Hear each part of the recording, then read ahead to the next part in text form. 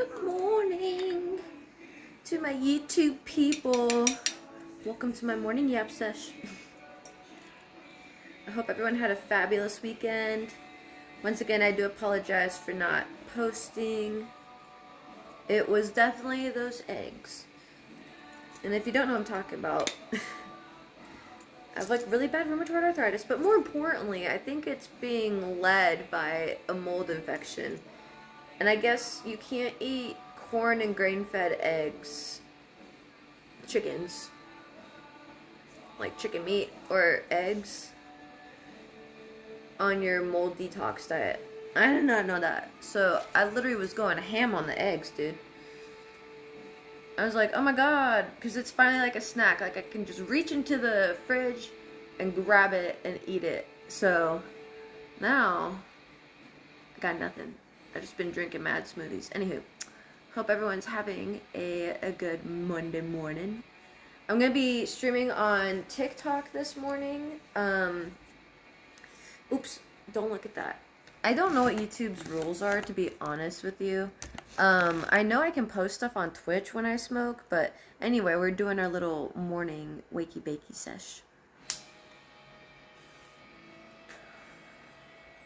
My joints finally do not hurt as bad. I'm really bummed because it's like when I think something's healthy, and then boom, I find out why it's not. Oh,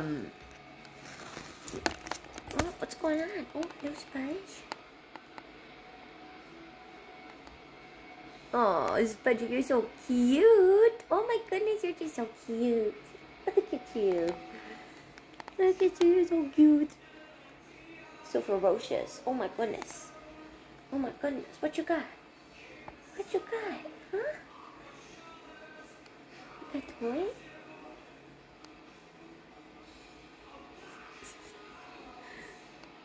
She's so cute. That's Spudgy. She's 11.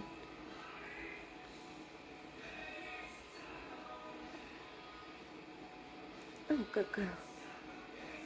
Good girl.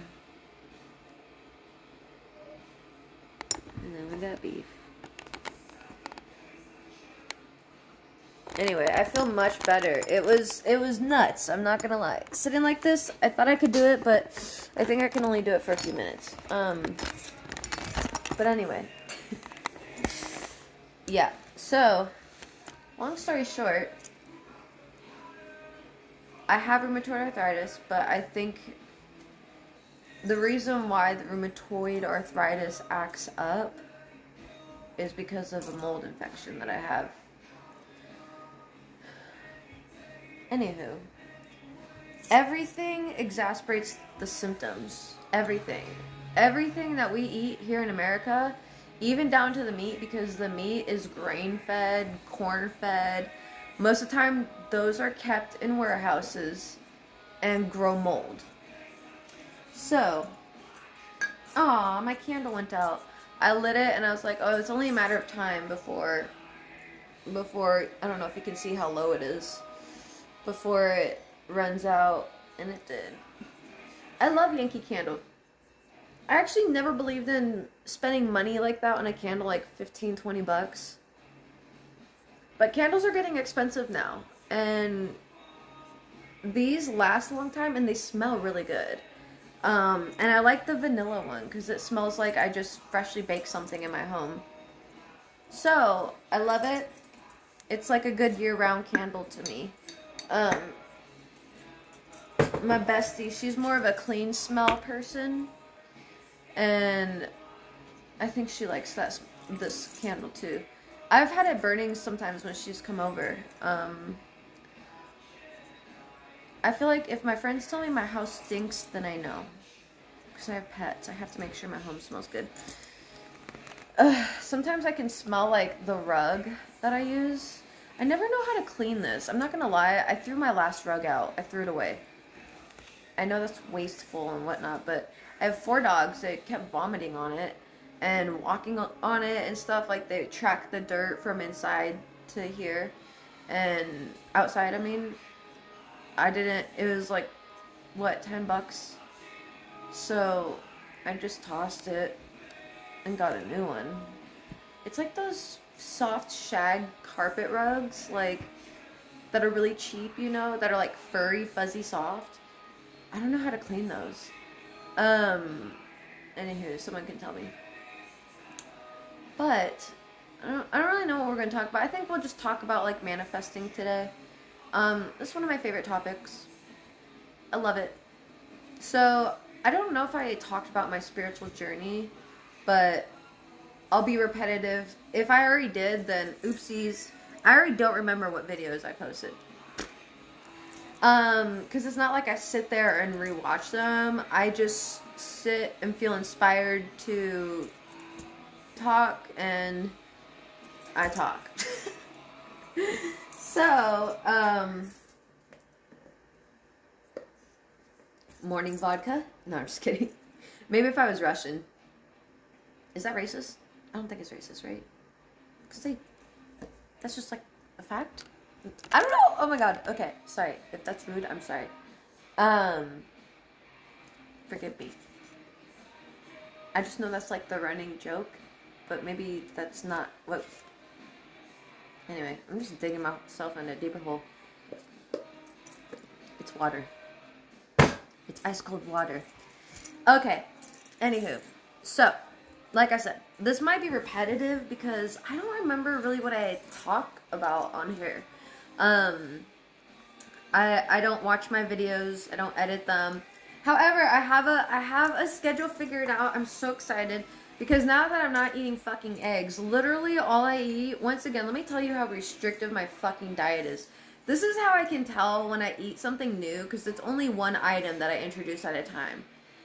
That's how I can tell shit is fucking with me, and if it's fucking with me, then I know it's gotta fuck with people on a certain level as well. And if someone has something similar to what I do, even if it's not rheumatoid arthritis, maybe it's just, like I say, like fibro, lupus, stuff like that.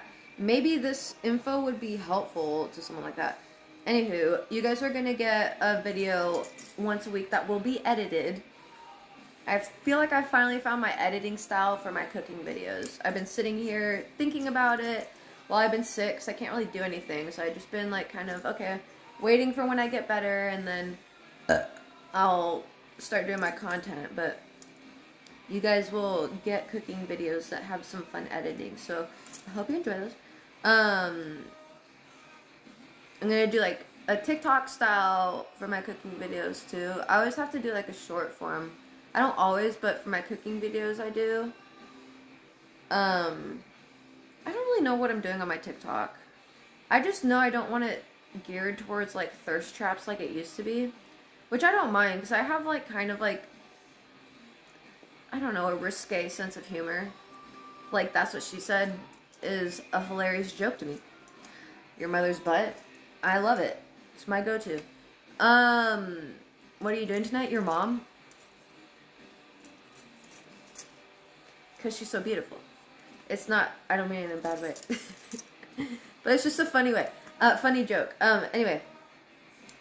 So, now that this week I know that I have to stick to yogurt, avocados, coconut oil. What else? Oh, strawberries and kiwis. That's all I've been eating, and salads. Salad and Go I can eat, so we're gonna taste test salads from Salad and Go and do some salad mukbangs. Because, I mean, I talked about this on one of my videos. I don't know who watches repetitive videos of mine. Honestly, don't even know who really watches my videos. Actually, there's some people that I really appreciate. I don't know. There's someone who, I don't know who it is. I hope this isn't me calling them out, but at first I was like, this is interesting, but they're like giving me like a synopsis of kind of like what they watched in my video, but the more I thought about it, I actually just genuinely appreciate that, because I feel like someone kind of gets me for once, you know. So whoever you are, thank you. Anyway, I hope you guys are having a good Monday, or if you're in another part of the world, Tuesday. I have some people who are in Tanzania and stuff, I think. Anyway, all across the world, so you never know what time of day it is. So, happy Monday, happy Tuesday. I hope you guys are having a good week nonetheless. Don't forget to eat and hydrate, okay? this week's gonna be much better because now we're eliminating eggs. No coffee. I had my coffee yesterday, so probably Friday I'll have another coffee. I should be feeling much better by Friday. My knee is a little swollen. Look, I'll show you guys what rheumatoid arthritis looks like. So, as you can see, these are my knees. This is my normal knee, and this is, as you can see, how swollen it is right here. So, this is a little bit, like, just the smidges starting to gain a little tingly fluid. I can feel it. It's coming on. Like, I can feel it. So it already has fluid in it. As you can see, like, I could turn it to the side. It's not bulging like that. Like this dick. No, I'm just kidding. Sorry. Anyway. See? You see what I mean? So this is rheumatoid arthritis. This is from literally just eating eggs. From grain, corn-fed chicken eggs. And it's in my finger, too. So I don't know how well you can tell. I've shown it before, but this little first knuckle here, it's swollen. So that's just kind of what rheumatoid arthritis looks like. And it's so all of a sudden, which is what's frustrating. But it's nice because my diet is so restrictive. So, hey. Oh my goodness. My diet is so restrictive. So, it's easy to tell when something triggers me. So it's those eggs. And then when I did a quick search online, it was clear that I should have not been eating eggs during my mold detox, because that's what I'm doing right now. So that's what so it's been like a whole bunch of phases. I'll talk about this more specifically in another video when I'm more into remission, because I want to get the things down right and know why I'm doing them, so I can relay the right information to you guys. But now that I know, I'm sick of things triggering me. I keep trying to add things in, but I think it's too soon. I think, honestly, I should just get into remission, stick to this diet until I get into remission. So I've been drinking like 2 smoothies a day and been eating a lot of salad and go. I like them a lot. Highly recommend. I had a salad yesterday. It was kind of spicy. Not my favorite. But, anywho, so let's talk about manifesting, my friends, okay? So, let me tell you a little bit about my spiritual journey. I don't know if I have already, so if this is repetitive, my apologies, but whatever. I don't know how much video I have, so if it runs out, we're gonna run out. Sorry about, I think the other day, things were running out. What ran out when I was in the middle of talking about, we'll continue talking about, because it goes along with my manifesting journey. Ow, my finger. So, I grew up Mormon, okay? I was raised in a Mormon family. My father is what we call Jack Mormon, so like, and I'm kind of what you call Jack Mormon, I guess. I don't really practice Mormon faith, but I do believe in a lot of it, and I've said reasons why. It's because their teachings are actually taken from indigenous teachings. They stole their teachings from indigenous teachings and kind of twisted shit around and whatever, of course, in the patriarchal way, you know. So I do believe there's a lot of truth to the teachings. But I grew up Mormon, and I think 7, 8, I came back to Arizona, and maybe 8, and I remember, like, I just love reading, and I would go to the library in my free time and just get books all the time. And there's a point where I moved in with my stepmom. My grandma never really cared about the books I read. But I moved in with my stepmom and my dad at this point, and I went and got some books from the library and saw these witchcraft books, and I was like, huh, you know, curious. So I got these books, and then my stepmom ended up, like, demonizing me, essentially, to the family. And so I got grounded for a long time. And I would say it was, like, 2 to 3 months, but it was more than that. Like, she was abusive. I'm just gonna, trigger warning for any of this. I don't wanna, I don't really know what I'm gonna talk about, so trigger warning for anything. But she was very abusive. Yeah, so it wasn't just like a grounding, it was like more it gave her more of a reason to be able to punish me. Which was, you know, not eating for a couple weeks, got all my stuff taken away, which I mean stuff like my bed and everything. All because of these books. So, and that, now like internalizing that, it's making me sad. I could never do that to any kid, my friends' kids. Like, I don't understand that. But that started my spiritual journey, and coming up into like 9-10 years old, my father started really heavily battling alcoholism, and he ended up going to jail, and my stepmom was taking care of us, and she was getting even more abusive. She was drinking a lot, essaying me. My brother was there. I don't know his story. He completely separated himself from the family, which I talk about him a lot. I respect completely. Him and I went through all of this, well, not all of this, most of this together until we separated into group homes. So, and I'm not sure if he hates me for that, because I'm the reason that happened. I ended up going to school and telling them what was going on at home. But there was just one point where she was just getting so abusive. She was sexually abusing me. She would leave me at bars. She would, like, for overnight. And the cops would have to bring me home, and she would be drunk, and, you know, and it would just be a lot of, like, no consistency, definitely no love. Like, she was just very mean to me. She was always, like, bringing me down about how I looked or anything.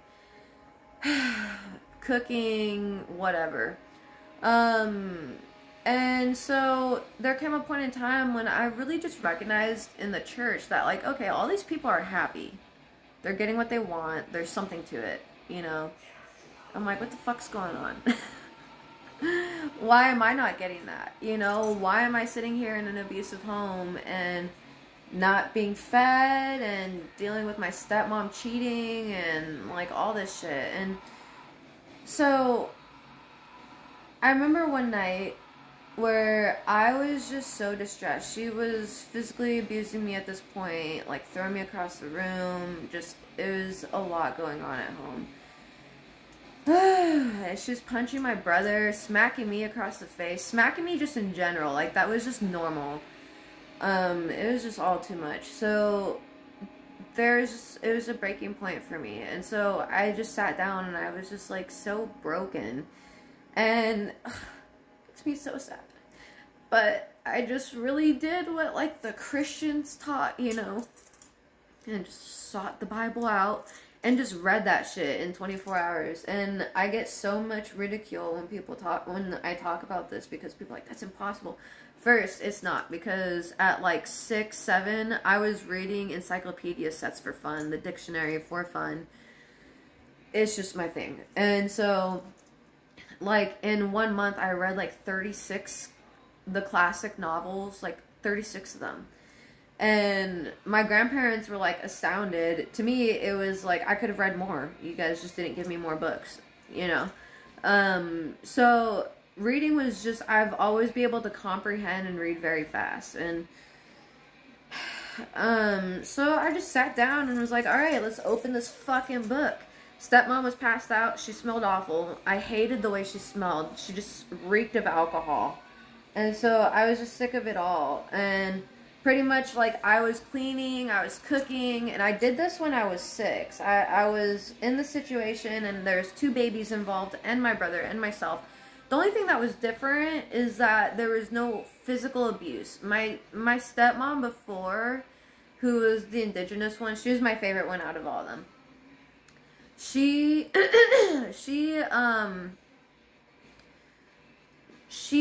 never put hands on us. She only drank a lot. My dad had one lady that he married. He broke up with her early on. And we were in Arizona by like 7. 6, 7, and then moving up to Wisconsin, Montana. So, I don't know the exact time frame within there. I know that we moved to Arizona. I don't know how long we were there. I know my dad had to get his military divorce shit in order, because we were living on the base, and so stuff I don't know all the details. I don't care about the details like those. But anyway, so then he dated Teresa, who was the indigenous lady. We moved up to Montana with her. And then they split, and then he dated another lady briefly, and I don't remember her name. And then he dated Cynthia, who's my stepmom now, who's that lady that I talked about now. So she was drinking a lot. She was putting her hands on me and my brother. And the thing is she lost custody of her 2 sons before meeting my dad. And as a kid, I was like, why? Is that not making you question it? Like, why are you bringing her around us if she lost custody of her kids? And I remember first meeting her at a band concert, because I was in band, I played the clarinet. And I just remember the way she grabbed me over. She, like, clawed me. She's like, come here. And I'm like, ugh, don't touch me. But there was just a point where she was putting us through too much. And anytime I tried to get help, she would gaslight, or whatever the right term would be, tell them that I'm lying. I was like this lying kid growing up, which looking back frustrates the hell out of me. Because if a kid is lying to you, most times, sometimes kids just lie to lie, but it's to get attention. Maybe they feel like they're not getting attention and they feel like they have to fabricate lies. Maybe they lie because they feel like you can't take the truth. And me as a kid, the only time I lied, I remember lying to my father, trigger warning, when my stepmom SA'd me, I told my father. But I told him it was the guys that she brought over. Because I didn't know how to tell him that it was a lady. Because in the Mormon church, like, the whole being gay thing was going around as like, well, what do we do? And I was confused about it because, I'm like, if my brother was gay, I would love him. So why is the church having a problem with this issue? You know, or, well, it's not an issue, but you know what I mean? Like this, what do you want to call it? This point, this, whatever. So I don't know what the right words are for it. So that stuff was going around, and it was very confusing to me because I was like, what is this? What is going on? Because I wasn't very familiar with even what gay was. And so when she did what she did, I didn't know how to tell my father. So I just told my father that the guys did it, and he got a little too aggressive with the questioning, and I had to, like, I don't even remember. I think I just stopped answering. I think I just shut the hell up because I realized at that age I had dug myself too deep with that lie, because that's not the direction I want to go. Because he was like asking me if they had put their fingers, and I'm like, oh, stop right there. I don't want to talk about these men in that way, because it was her having me perform on her. And so, and I did not know that that was abuse. I shit you not. Because she normalized it so much. Ugh, it makes me want to cry. So I went into the group home and was talking to my friends about this, and they were like, that's abuse, dude. And I was like, what? Like, she told me, like, it was just a massage, you know, it's just this, it's just that. And then it clicked to me, like, all the ways she had groomed me, and because she was so fucking mean to me. She was so mean. So it was like, I felt like I had to gain her approval, because anything outside of her approval, she demonized the hell out of me and the family. Like, luckily, my grandma never believed her. I think my grandpa really likes the way she looks because she's a very typical blonde girl. Like, those are the kind of ladies that I've always had issues with in my life, are the veneer-wearing, bleach blonde hair, big boobie having, even little boobie having, but you know the kind. And look at me, you know, obviously I'm nothing, and I never have been that kind, but she always has torn me down. And there was a point where I was going through so much where, as you can understand, her throwing me across the room, essaying me, but I wasn't aware that this was bad, but it was fucking with me. It was like, I kept trying to tell people, and they made me feel like I was in the wrong.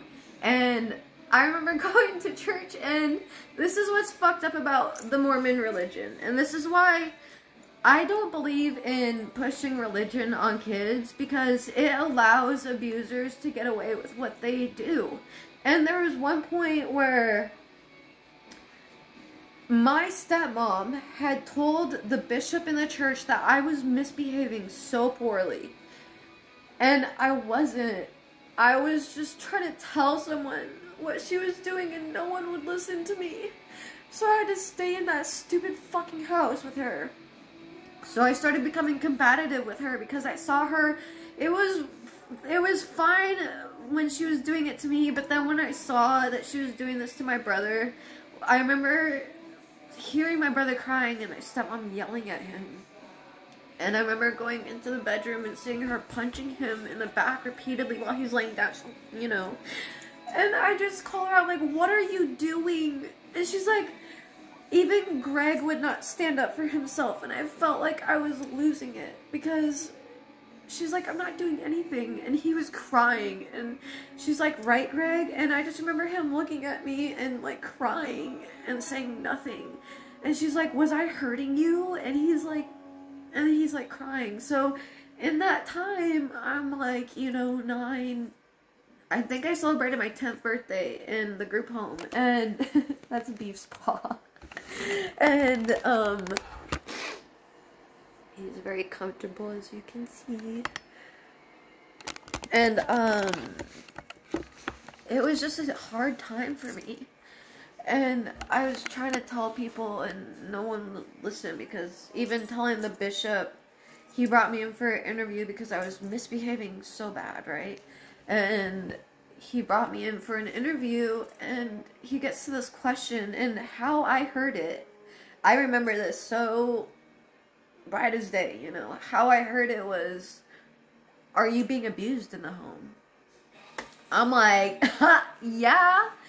And he's like, I'm like, yeah, my stepmom's abusing me and my brother. Like, she's hitting us, and this is going on in the home. She's always yelling. She's always drinking. She's bringing random men over, having sex with them.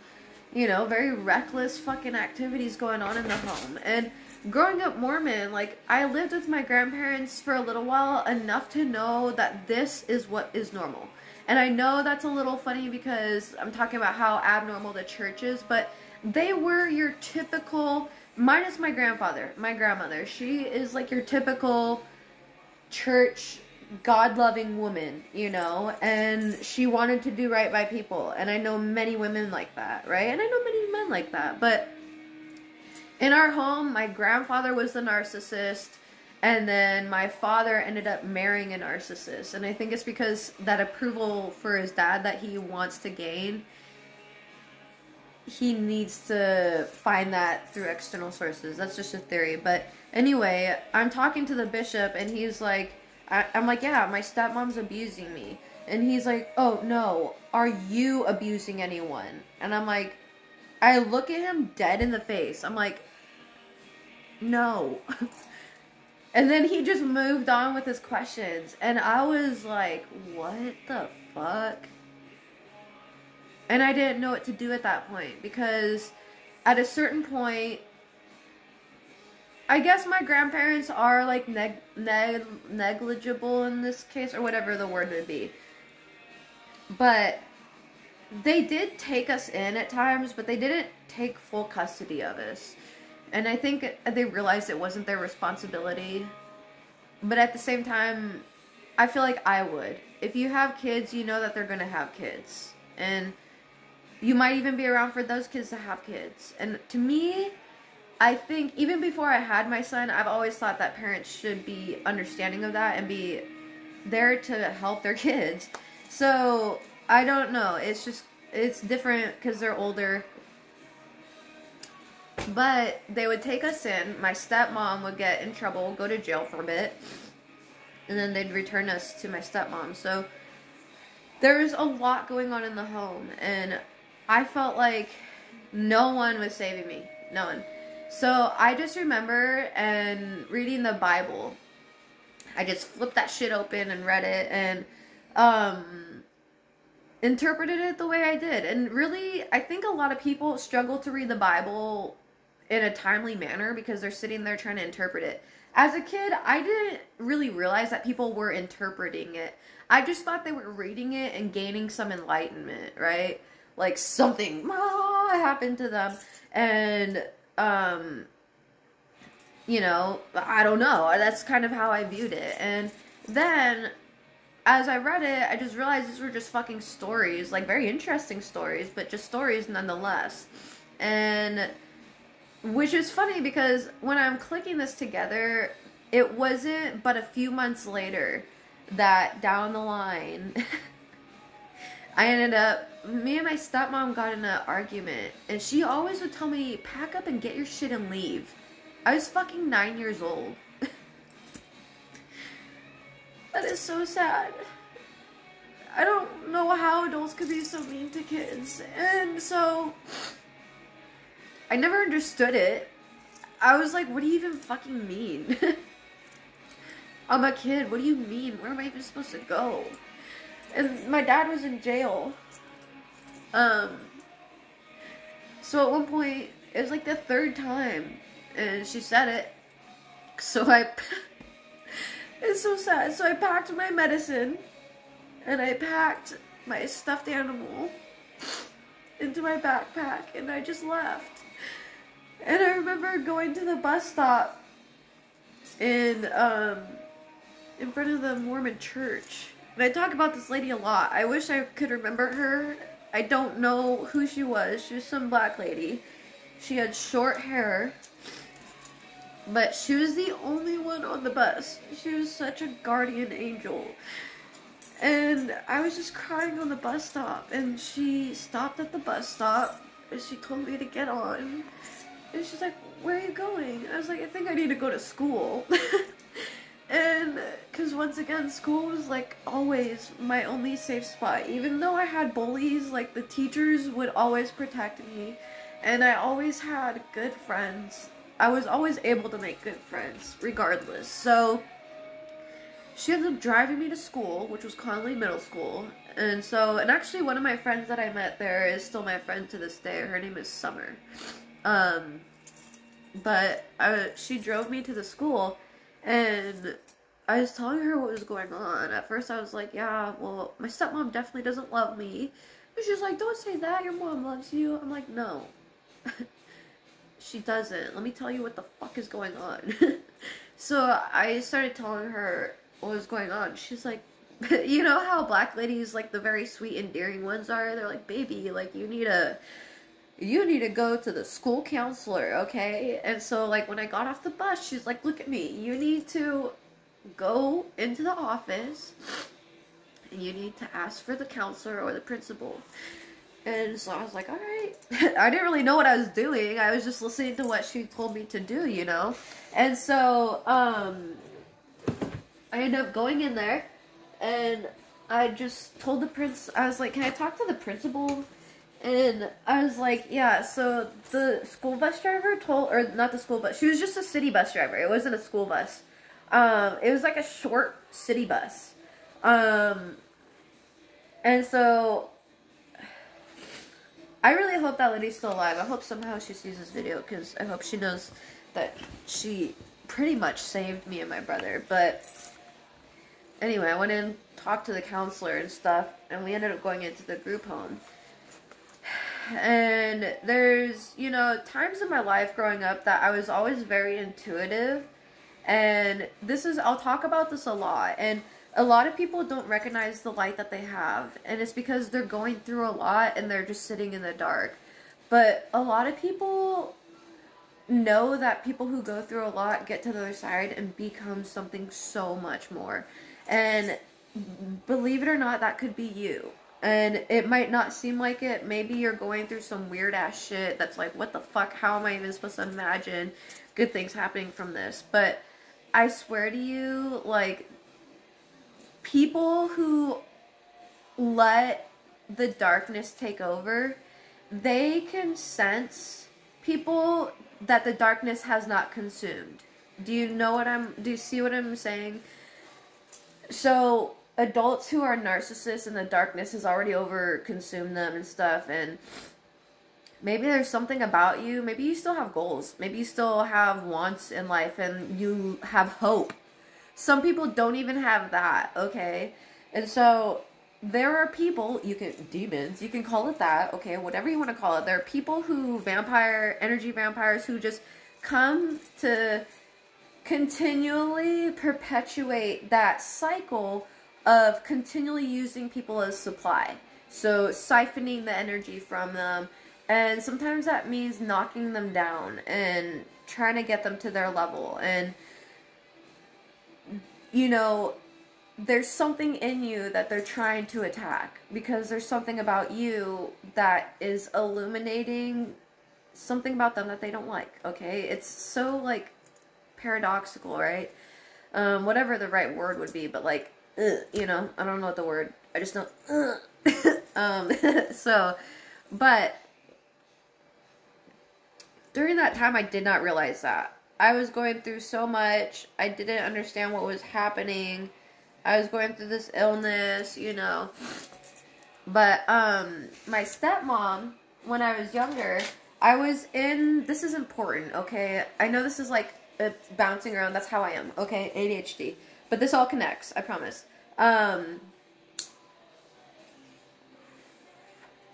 When I was younger,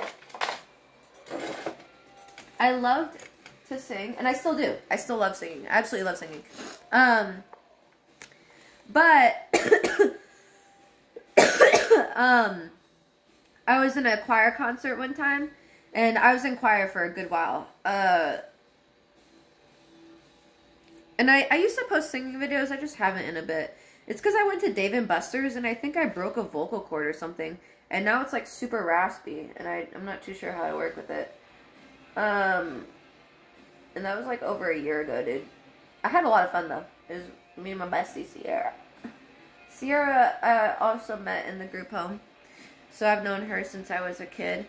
So, but I used to sing solos in choir concert. I used to get lead parts in musical fucking plays as a kid. Like, I know I'm not, like, the best singer in the world, but I know I can sing, I can hold a tune, I was good enough to be on stage.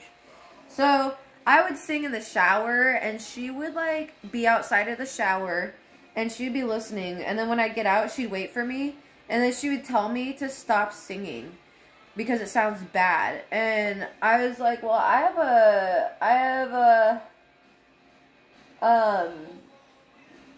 a solo in the choir concert. And she was like, maybe you're the best of the worst. Oh, sorry. I'm doing my makeup. I was smoking, but anyway. My eyelashes. But she's like, maybe you're the best of the worst. And I'm like, imagine you, like, telling a 9-year-old that. Like, what is your fucking problem, dude? Anyway, I don't respond to that shit. Because it's not like it offends me at that point. It's more confusing. It's like, what? What are you even saying? Because I know that's not true. So, that's where I get to, like, now I sing for people on my stream and they love it. I sing for people in videos, whatever the fuck you want to call it. Things that I do on TikTok, social media. People love it. So, that's where it's like, there's things about yourself that you don't necessarily recognize as a kid that are so brightly shining, and that threatened her because as a kid I probably was a better singer than she could ever hope to be because she's very tone deaf. And it's not that I don't think she has the potential. I think everyone has the potential. You are limiting. And when you sit there being jealous of other people, you aren't using that energy correctly. You could use that energy towards yourself. You could use that energy and look at other people. Instead of being jealous, you could say, I want that and I think I deserve to have that. So I'm going to work towards getting that because I'm capable and I deserve that. And the universe will work in your favor because you're stepping into believing in yourself, and the universe wants nothing more than that because you are the universe, as corny as it sounds. So that is what kickstarted my spiritual journey. Now, I was very intuitive as a kid, but even more so after I died. Maybe some could call it going crazy. I don't fucking know. But it's nothing crazy. Kind of, actually. I'll go into another video about like how I see energy, but it really just changed a lot of how things work in my brain. So that was like 2013, maybe 2012, because I graduated 2013. So it was my senior year, but nonetheless, there's things during my childhood that now as an adult, I realize were like very just intuitive things that were being shut down by adults and stuff like that. Like when I told the doctors how my joints feel better when I take this medicine. It's not that it's psychic or anything, it's intuitive. People mistake that word for like magic. Intuitive is really just being in touch. I don't really know what the root words meanings are. But let's see. Hold on. I have my other phone right here, so we'll see what it means. Okay. Let's see what intuitive means.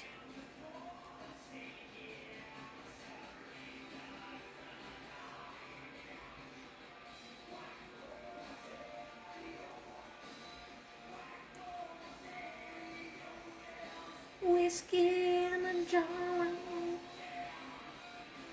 The word intuitive comes from the Latin root in intuituri, which means at or on and look at, watch over. The word intuitive is derived from the medieval Latin word intuitivus, which dates back to 1585 to 95. Intuitivus, accurate, unerring. From the Latin root inturi, I-N-T-U-E-R. It's hard to say. Inturi?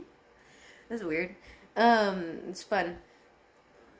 Used of sight in the sense of accurate. Okay.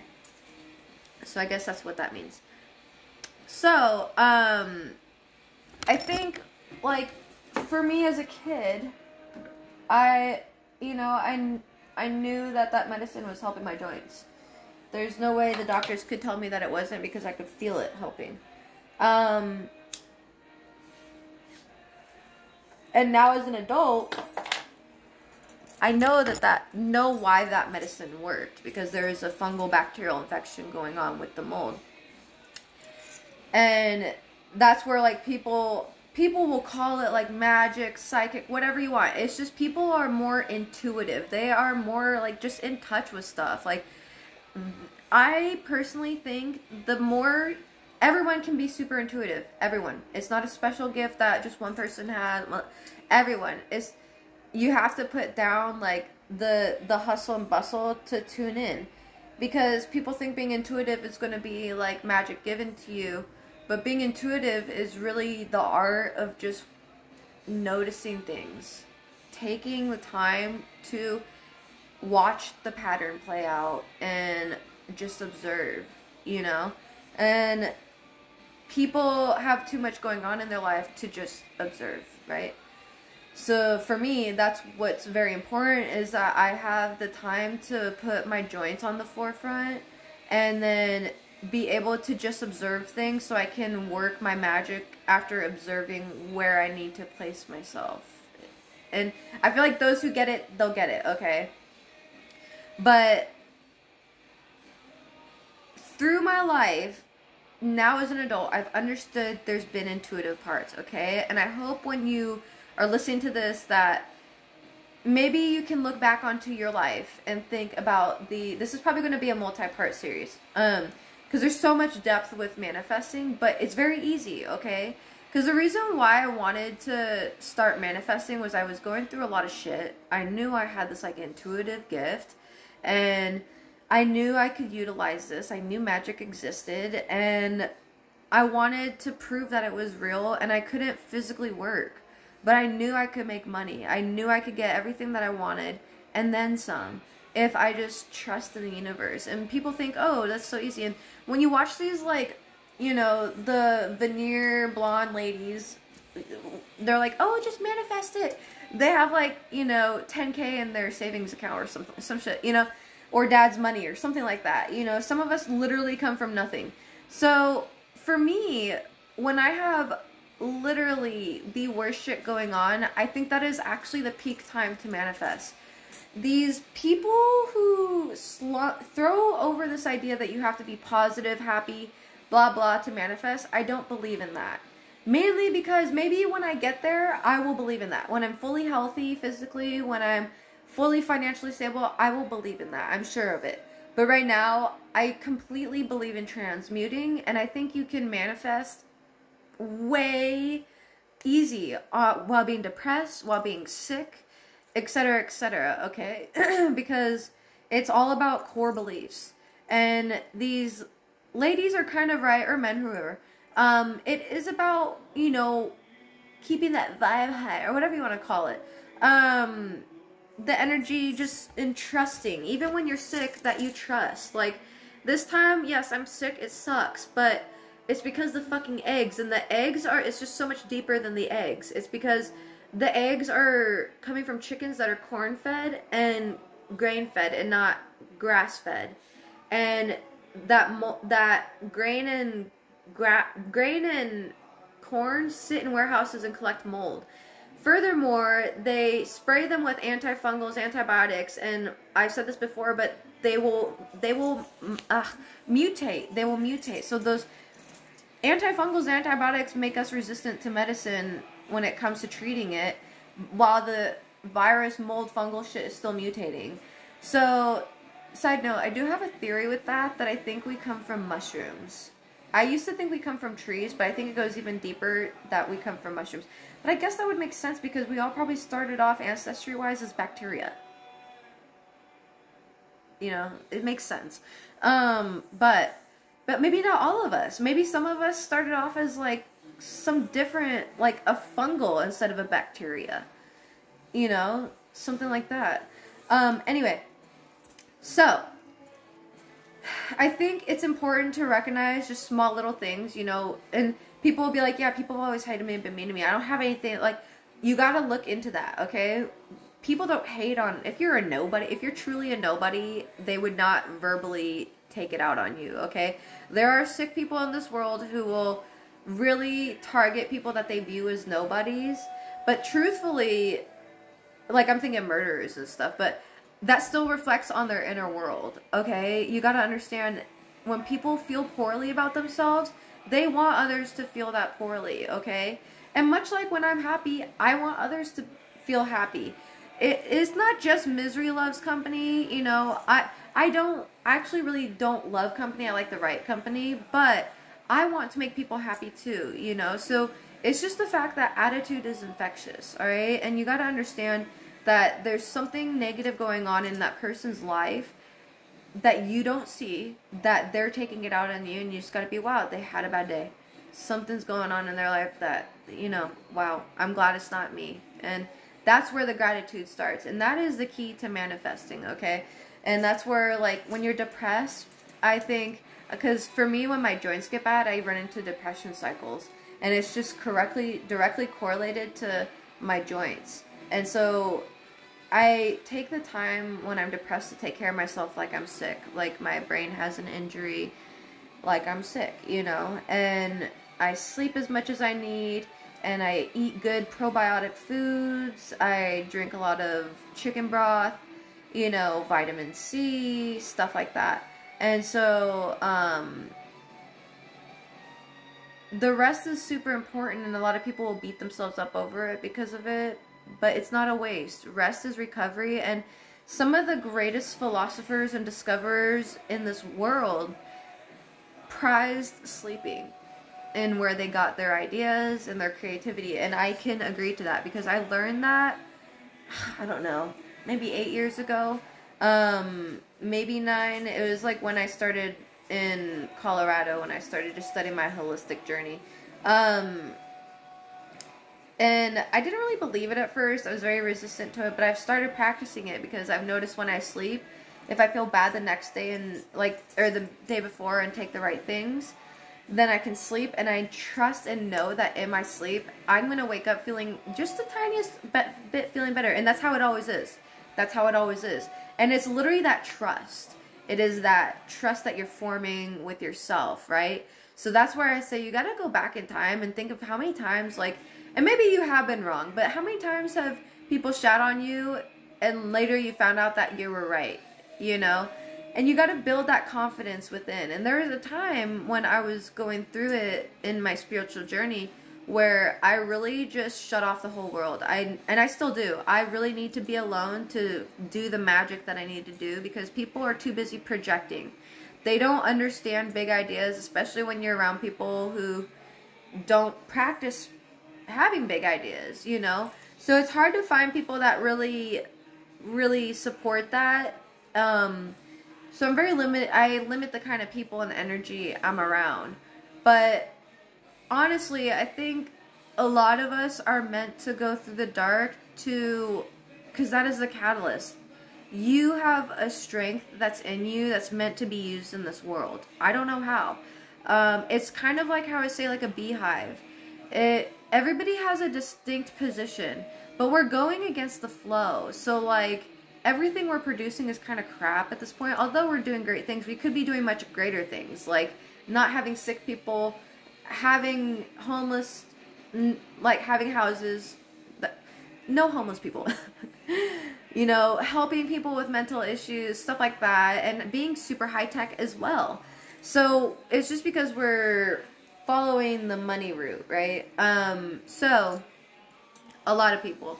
So I think it's important because there's people who use the darkness and just only know how to use that. And I think using the darkness to be able to gain light from it, learn something, is going to benefit you even more and lead you to a more successful future of yourself. By the way, there's a book that I love. It was given to me by one of my exes, and he owns AR-500 armor. So I feel like that gives credibility, because he told me that was like an instrument into him owning his business. And I was like, okay, I want to own a restaurant. That's why I dated him, because I was like, okay, we have this in common. Like, maybe, you know, we'd be good together. No. Anyway. But fight away, built and got ass. Ass to ass. No, I'm just kidding. That's how I like to fuck. Anyway, I'm sorry. This is supposed to be appropriate and motivational. I'm so sorry. It's probably why anyway, so back to manifesting. So, Psycho-Cybernetics is a great book because it blends quantum physics and like the spiritual side of things. And that's kind of where it's perfect for me. Neurodivergent, autistic, if you just like to know why, that's the book. Because it kind of leads into why manifesting is just quantum science. It's just quantum physics. It's just you manipulating energy. And energy is real because we have tons of philosophers out there always talking about this. That's literally what CERN is about, is shooting atoms at each other and fucking around with energy.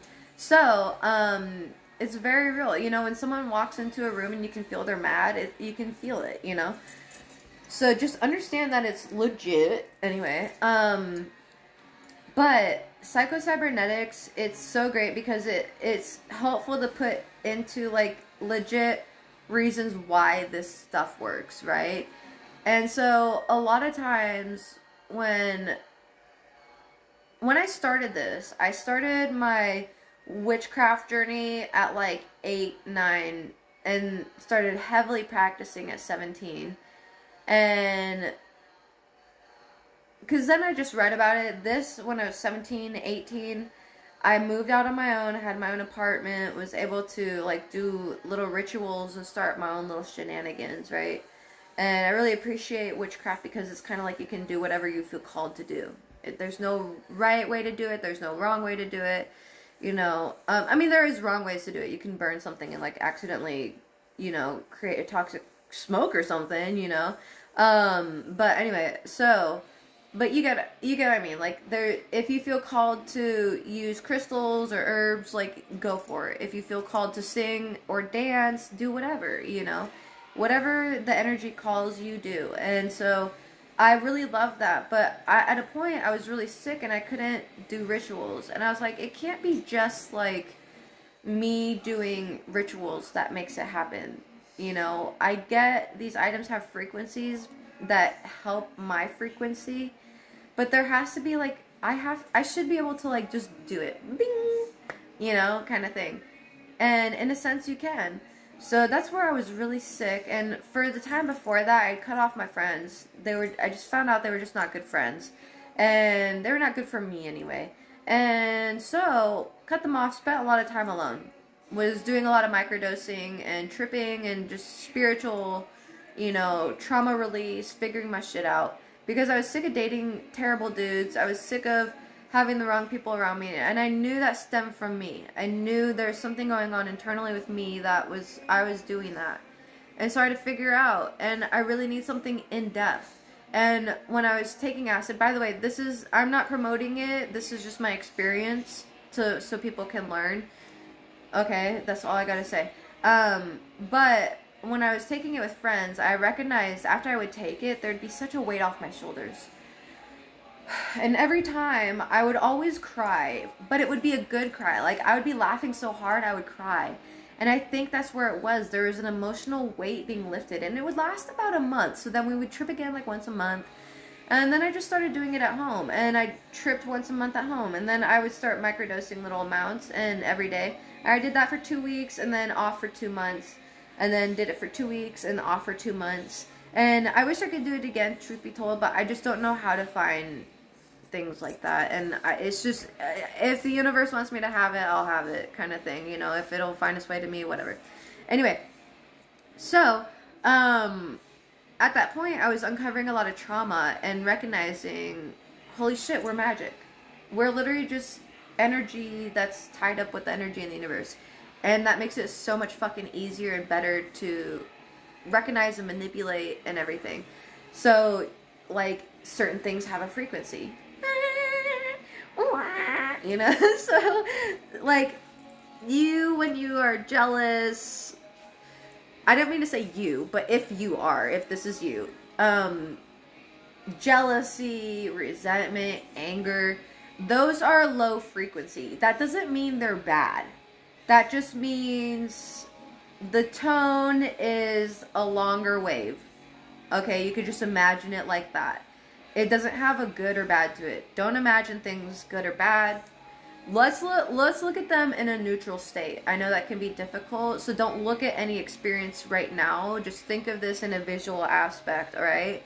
When you have what you determine negative experiences, those are just slow waves.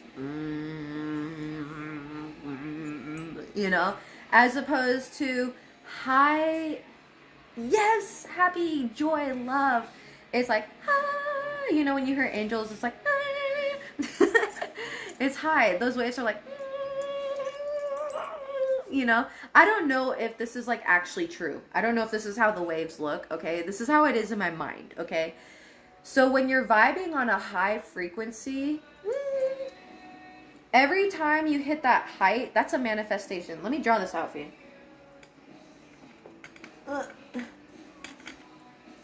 Okay. So,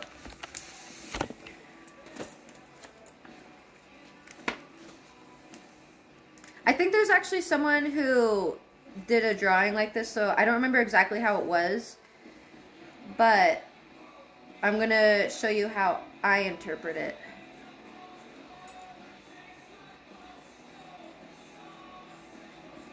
To you, you're stabbing me through you. Okay, so this is you. How cute, look at you, you're so beautiful. Anyway, this is you, okay? There's certain emotions that tie to high vibing, and there's certain emotions that tie to low vibing, and it does go along with your chakras, okay? There are literally physical filaments between your chakras, okay? So you have a throat chakra. It could be like your thyroid, in your thyroid area. And then there's filaments, they look like little spiderweb filaments that are in between your throat and your chest solar plexus chakra. I think this is the solar plexus, I could be wrong. But whatever, your chesticles. Anyway, so there's little spiderweb filaments inside your body. And like, so like when you don't have your voice, when you lose your voice, you can't speak up, can't advocate for yourself, can't speak up for yourself, whatever, you're a people pleaser, whatever, your filaments actually get thin and they break. So you have less filaments. And when it's healthy, when you have healed that part of yourself, those filaments it's very full. It's full of those spiderweb filaments, and that's a good thing. And so it's actually a physical thing, these chakra things, okay? So imagine every peak of these, you know, here and here, here and here and here and here. Every time you hit those peaks, that's a manifestation happening, okay? So here's the thing, is this rarely meets up at the top, okay? Usually when you are vibing low, there's a neutral state that you don't pass until you heal from these emotions, in my opinion. So that would be like here, right? So that is why you need to heal limiting beliefs and like you're worthy and you're valuable, you're beautiful. And then you start seeing you're beautiful, and then there's beautiful stuff everywhere. And wow, you're having such a good day because, wow, the lights are conspiring in your favor. And a perfect parking spot for you at the front of the store. Oh my God, look at these beautiful flowers. You know, I just think of the happy things that happen in my life. And that's where the art of noticing takes into play. It helps you manifest because you see beauty in the world. And manifesting can really just stem from you being like, wow, I am so beautiful, and telling yourself every day, because you can tell yourself what I recommend. Somebody said like 15. I say every morning, just tell yourself 40 times in a row what you are, what you want to be. Right now, my manifestation is I'm a millionaire. I'm healthy, wealthy millionaire. That's what I say 40 times in the morning. It's not that you believe it right now. It's just that you're telling your subconscious. You're just recording this for your subconscious to repeat back to you energetically, okay? So your subconscious is like imagine it just like you are literally in a flesh suit, okay? Your subconscious is the artificial, superficial, whatever part of your flesh suit that records things. And so it's like telling AI, you know? So telling AI multiple times, like, hey, or Snapchat AI, like, I'm a millionaire, like, it doesn't say good or bad. I mean, it technically would be like, congrats. But, you know, it doesn't have feelings actually with it. It's neutral still. So when it repeats it back to you, it's more of a feeling. It's more of an energy that comes with it, right? So, and then it just catapults. It's hard to describe, okay? So you can still manifest while on a lower level. You can still, and that's how it happened for me. I remember when my manifestations used to happen like every 3 years. And now my manifestations happen so fast, so fast. And it's because you allow the downs to happen. You just go with the flow. You are not resisting. When the bad things happen, you are in a neutral state. So right in the middle, nothing can go lower than that. Right? So you're in a neutral state. You still feel with your heart, with your throat, with your third eye, crown, whatever, you know. I don't know all the chakras, so that's why I say whatever. I think that's all 4 of them. But you can't go low. You can, but because you're on a high, it's more habitual. This is also habitual. Thinking negative thoughts is habitual. Complaining is habitual, okay? What I encourage y'all to do is if you find yourself complaining, just don't complain. When you see yourself complaining, think of something good. Think of something good to counteract that. Yeah, this happened, but this. And I think that's always what my life has been, because even though there's always been bad in my life, my grandparents have always been there. So it's always been that kind of bad stuff happening, but at least there's this, you know.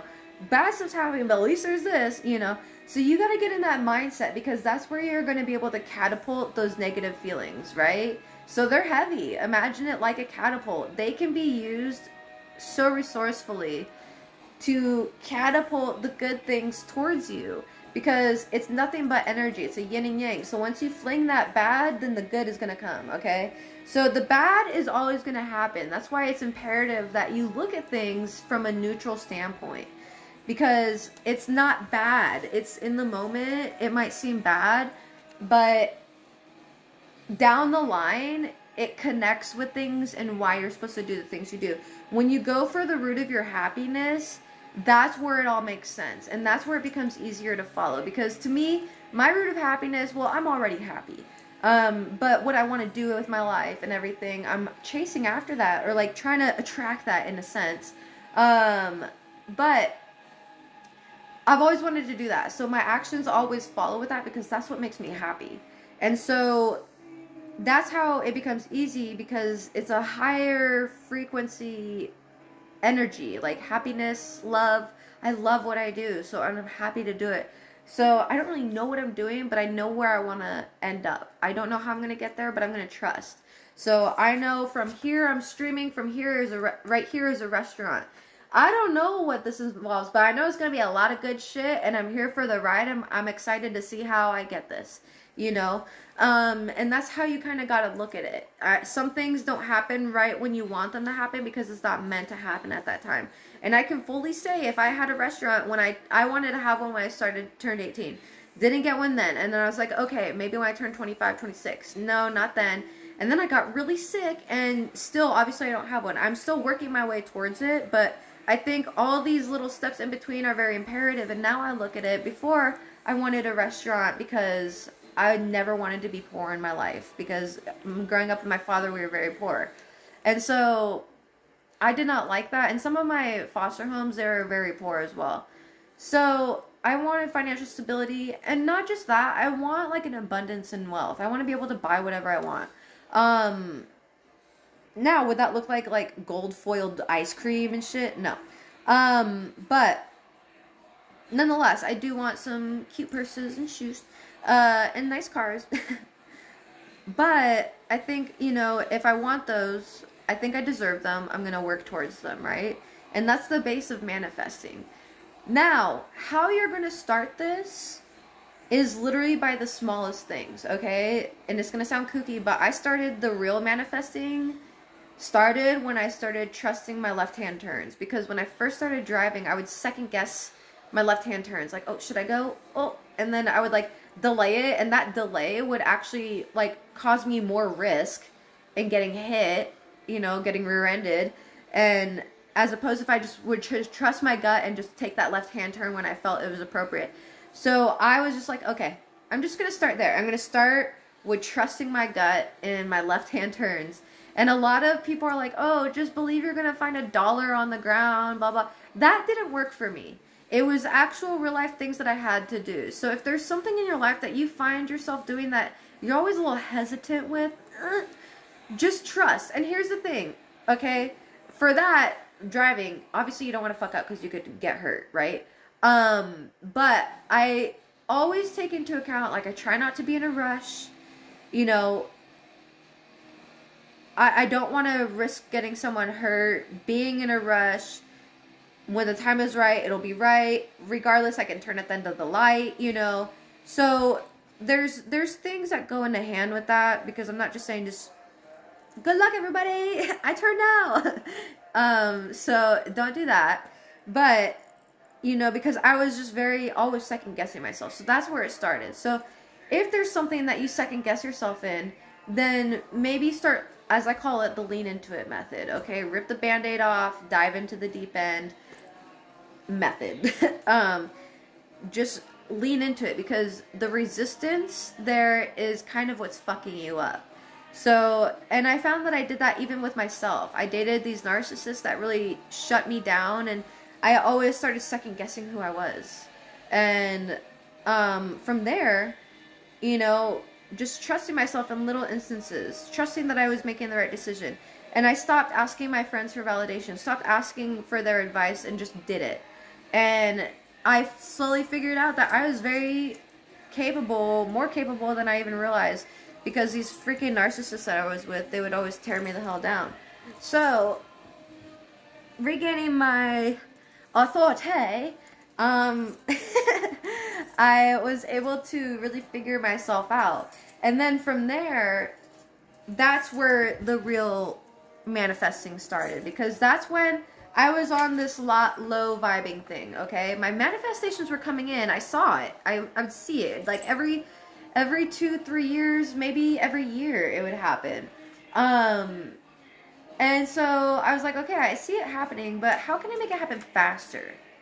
Because I don't want to wait for that restaurant, whatever, to happen, like, you know, right now. Or later, that long. I want it to happen right now.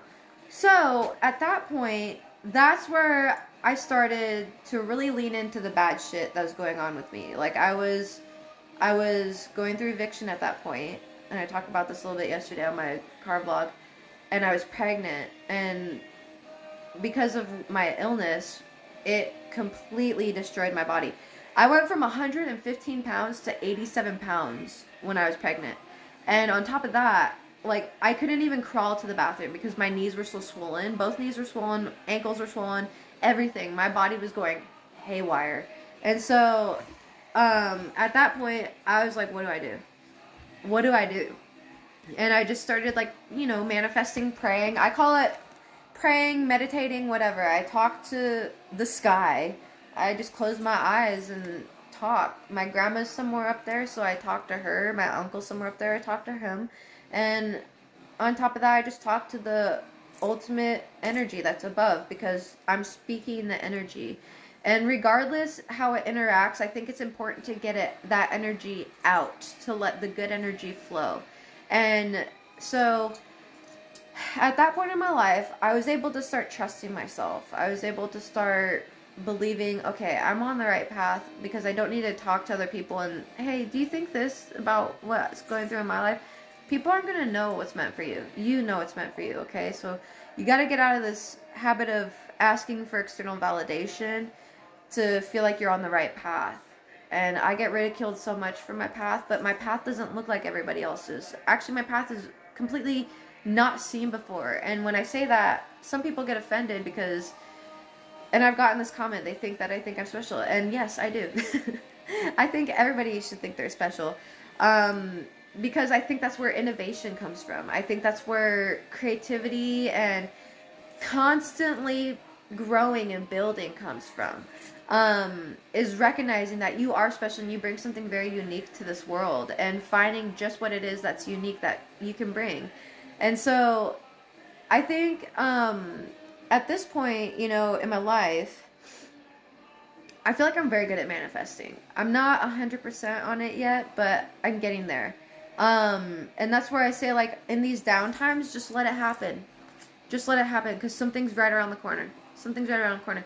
Because right now, like, in my life, so I was going through eviction then, and like I said, I just sat through it. I was like, what can I learn from this?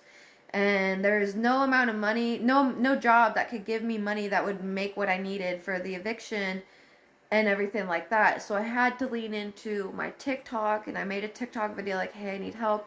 And I was able to make it. And then I was able to go through the adoption process, and they were able to help me stay housed, feed me, which obviously fed the baby. And yeah, I can't believe how much I ate during that time, but it makes sense. Anyway, yeah, I went through a lot of food. But that was the blessing there. And where is I gonna get with that? So anyway, so I was able to catapult that to be able to, you know, get healthy, get into a better financial position, because I was in a moldy apartment, not tons of roaches, like 8-year infestation. When I talked to one of the residents, they said it was like 8 years long. I was like, ugh. It was so bad. Like, they would crawl on me at night. I remember waking up and seeing a little roach on my forehead with his little fucking antennas, and I freaked out. And like, they're smart. They're smarter than people give them credit for.